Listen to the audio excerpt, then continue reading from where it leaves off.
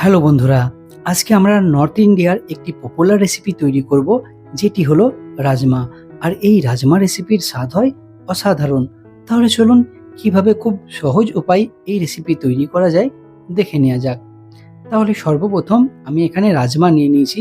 ছোট পাত্রের মধ্যে দেখুন, এই যে রাজমাগুলি আছে এগুলি কাঁচা রাজমা। এরপরে এই রাজমাগুলিকে 2 থেকে 3 ঘন্টা যাবত জলে আপনাকে ভিজিয়ে রেখে দিতে হবে। এরপরে রাজমাগুলিকে প্রেসার কুকারের মধ্যে দিয়ে যতটা পরিমাণ রাজমা তার ডবল ঠিক জল দিয়ে নেবেন।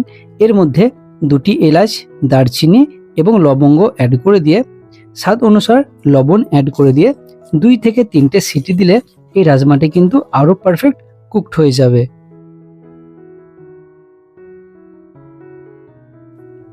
তাহলে আমাদের রাজমা কিন্তু এখানে কুকড হয়ে গেছে। এরপর কড়াইয়ের মধ্যে অয়েল দিয়ে নিয়ে কিছুটা পরিমাণ